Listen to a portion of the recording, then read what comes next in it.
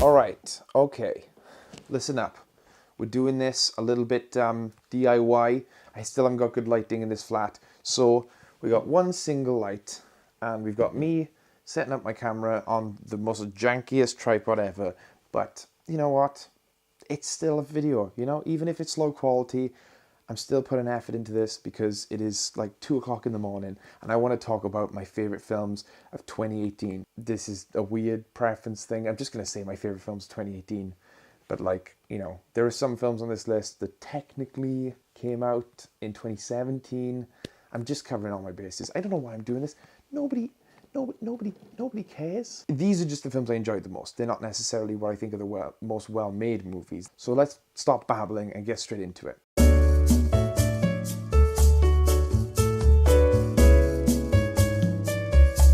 Number 5 was a hard one. Now, obviously, I haven't seen every movie that came out in 2018, so that narrowed it down a lot. But there was still a lot of good movies in 2018 that could have taken this number 5 spot. I was throwing around The Greatest Showman, which is a controversial one because I know a lot of people didn't like that movie, but I personally loved it. I was throwing around movies like Mary Poppins, which I literally only just saw just before Christmas, which was a fantastic nostalgia movie, but also like it stands on its own feet and it uses 2D animation and special effects in such an amazing way. But ultimately, I had to narrow down the list. I had to think of a movie that had a huge impact on me and that I did enjoy a lot at the time. And there was something in the back of my head that didn't want me to put a superhero movie in here because I didn't want to box myself in, but I have to put it in. It's Avengers Infinity War. Dread it. Run from it. Destiny still arrives.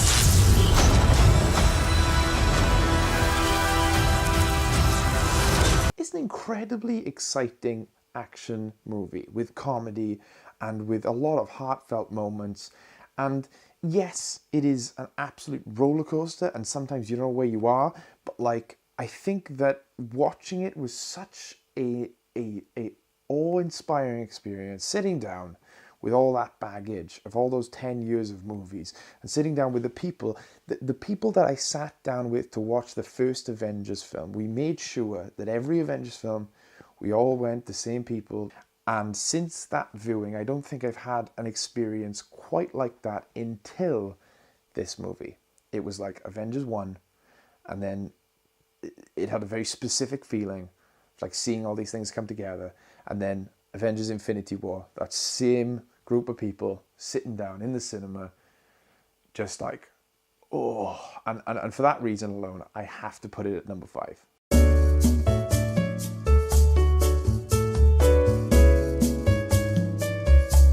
I, as a kid, went to see a movie with my brother. He was very little at the time. Maybe we didn't even go to see it. Maybe we just saw it on DVD. I think we saw it on DVD, actually. I didn't see it in the cinema.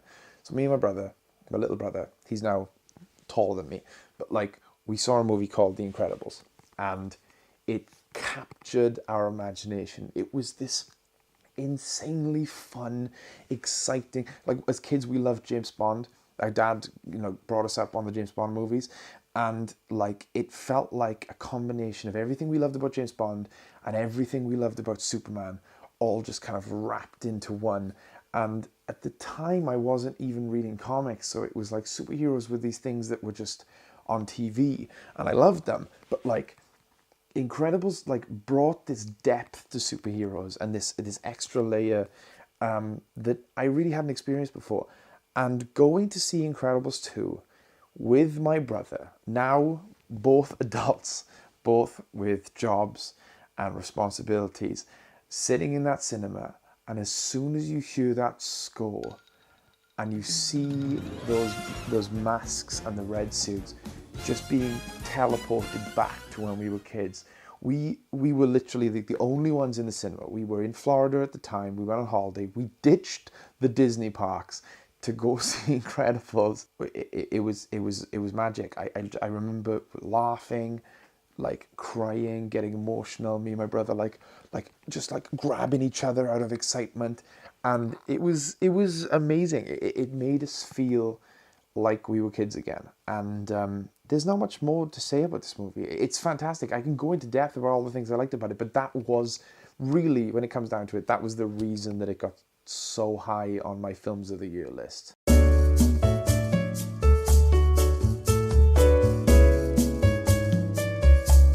Just slightly above Incredibles. It's just a slimmer, a little teeny, teeny, tiny bit above Incredibles was Coco. You gotta stay with me, boy. We don't know where.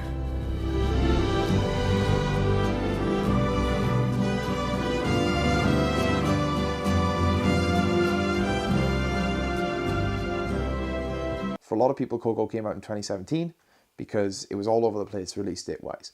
But in Britain, I think it came out very, very late 2017 and it spilled into 2018. I saw it in 2018, the beginning of 2018, and it was a pretty amazing start to the year. The movie is magic. Like, I think of like the first time someone saw like a 2D animation, like way, way back. Like, you know, the flip books or like the things where they go around and you look in the side of them and you see the horse running.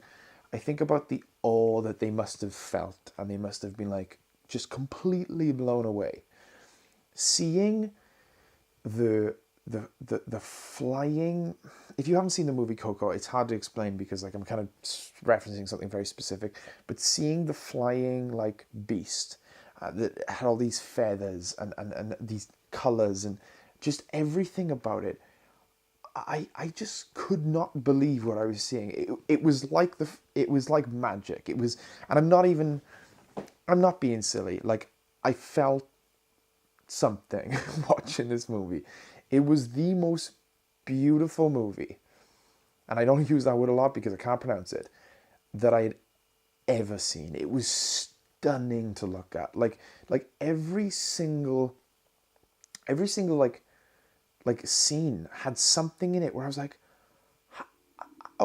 like just words would not come out of my mouth. Now, that being said, the movie's fantastic. The plot, the music, the voice acting, everything was great. But purely the look of the film, like you could turn the sound off. I could pop the Blu-ray in. It wouldn't be the same because seeing it in the cinema was just a religious experience. But I could put the Blu-ray in, and I could turn the music off, and I could just sit there, and I could watch it, and no subtitles, anything. I think I would still get a full enjoyment from that movie just because of how insane it looked, and like seeing it in a cinema. If you get the chance, if you haven't seen Coco and you're like, it just happens to be showing in a cinema for some reason, like maybe one of those like novelty cinemas that show like movies that you missed, definitely go see it in a cinema because it is one of the best looking, best sounding, most magical movies I have ever seen, and that's why I had to put it just a little teeny tiny bit above Incredibles, just for that reason.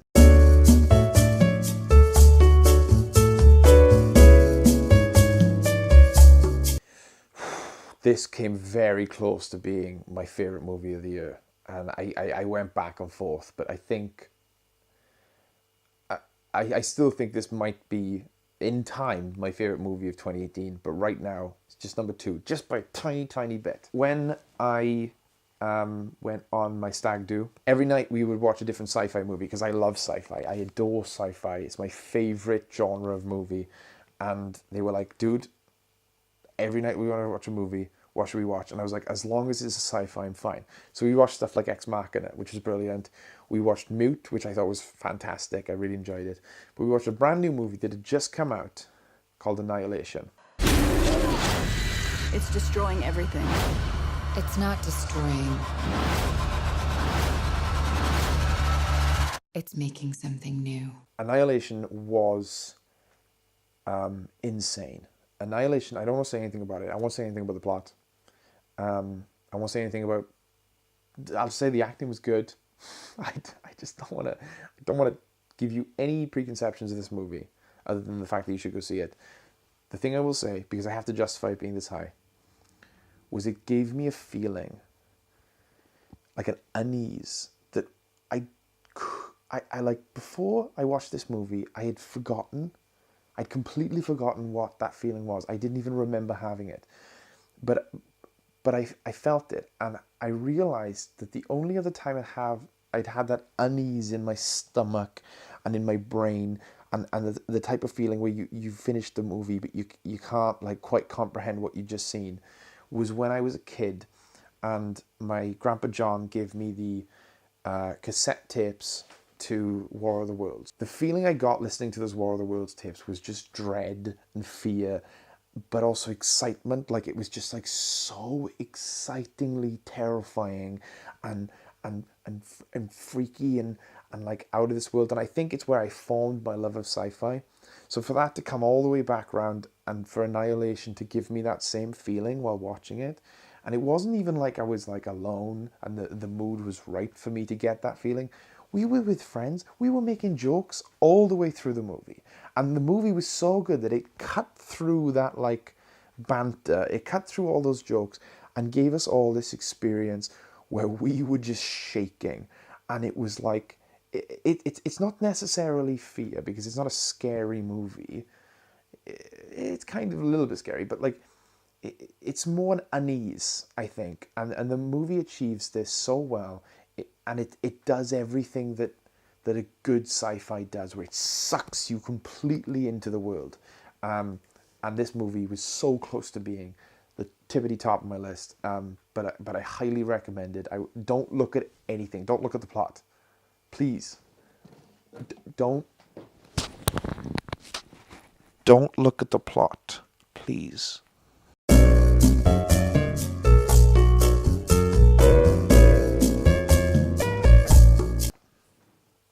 First of all, I'm going to give some honourable mentions. I'm just going to grab my phone. Spider-Man, Into the Spider-Verse, for taking the #1 spot at my favourite Spider-Man movies list. It's just fantastic, and it is my favourite Spider-Man movie of all time. It also contains my new favourite Spider-Man. My old favourite Spider-Man was Andrew Garfield. I still love him. He's still amazing. But this movie has my favourite Peter Parker, specifically Peter Parker. Love, Simon. Was a great movie. It was a great coming-of-age romantic comedy kind of situation, but it was more like a coming-of-age story. I love coming-of-age stories. It almost got to that like Perks of Being a Wallflower. Like, Perks of Being a Wallflower is the tip of the top for me. Like, if you can get close to Perks of Being a Wallflower in terms of movies, then you're good. And this got close. Didn't beat it, but it was good. All those honourable mentions to the side. It's time to say what #1 is. My #1 top favourite movie of 2018. It's Isle of Dogs. It's Wes Anderson's Isle of Dogs. I don't think I can stomach any more of this garbage. Exactly. Same here. Words out of my mouth.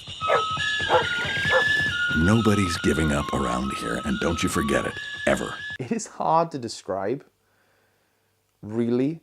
I mean, I would just go watch like the first trailer for it, because it doesn't really spoil much, but it gives you the sense of what the movie's pacing is like. I kind of got to get into this now if I put it at #1, but it's hard because I love it so much for so many different reasons. The movie has so much heart, which I really appreciate, and that is a big driving factor into why I think this movie is so, so good. But the reason that the heart pushes it to #1, because all these movies that I'm talking about have heart, the movie makes a choice to be a certain type of movie that I've never seen before, even in Wes Anderson movies. I think this is completely new.